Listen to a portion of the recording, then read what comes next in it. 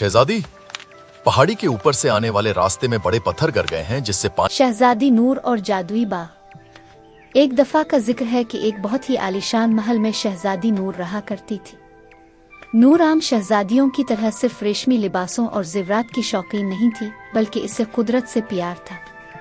वो अक्सर अपने पालतू तोते के साथ महल के बागों में घूमा करती थी।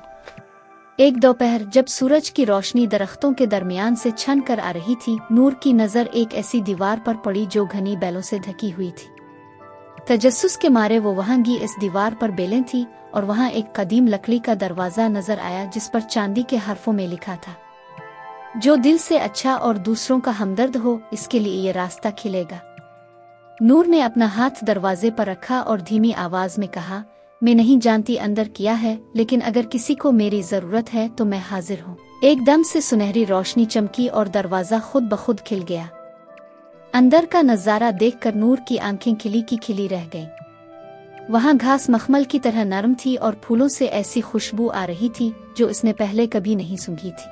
ओह, देखो, एक इंसान! क्या तुम हमारी मदद करोगी? अचानक एक गुलाब का फूल बोल पड़ा, ओ देखो, एक इंसान, क्या तुम हमारी मदद करोगी? नूर चौंक गई लेकिन डरी नहीं। इसने देखा कि बाग के बीचों बीच मौजूद नीलम झरना खुश्क हो चुका था। पानी न होने की वजह से परिंदों की आवाजें मध्यम थीं और तितलियां बेहाल बैठी थीं।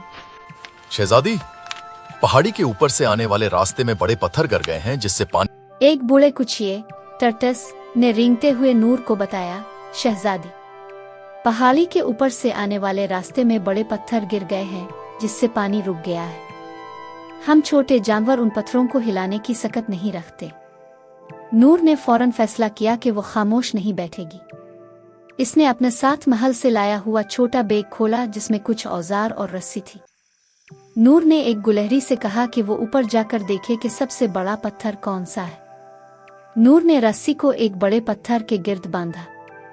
इसने एक खरगोश, 2 तोतों और एक नन्हे हिरन को अपने साथ मिलाया। नूर ने पुकारा, 1 2 3, जोर लगाओ। सब ने मिलकर पूरी कुव्वत से रस्सी को खींचा। नूर के हाथ सुर्ख हो गए। इसके माथे पर पसीना था लेकिन इसके चेहरे पर अज़्म था। आखिरकार एक जोरदार गरज के साथ वो बड़ा पत्थर अपनी जगह से हिट गया। जैसे ही पत्थर हटा, ठंडा और शफाफ पानी तेजी से नीचे की तरफ बहने लगा। झरने की आवाज किसी मौसीकी की तरह पूरे बाग में गूंजने लगी। पानी मिलते ही मुरझाए हुए फूल फौरन खिल उठे और उन्होंने झूम झूम कर नूर का शुक्रिया अदा किया। अचानक झरने के पानी से एक खूबसूरत नूरानी शक्ल नमूदार हुई। वो बाग की मलिका परी थी। इसके हाथ में सितारों से चमकती हुई एक छड़ी थी। परी ने मुस्कुरा कर कहा, और तुमने साबित कर दिया कि एक सच्ची शहजादी वो नहीं जिसके सर पर सिर्फ। नूर, तुमने साबित कर दिया कि एक सच्ची शहजादी वो नहीं जिसके सर पर सिर्फ ताज हो, बल्कि वो है जिसका दिल दूसरों के दुख में तड़पे और जो मेहनत से न घबराए। मलिका परी ने अपने जादू से नूर के बालों में गुंथे हुए फूलों को एक खूबसूरत सोने के ताज में बदल दिया जिसमें हीरे की तरह पानी की बूंदें चमक रही थी।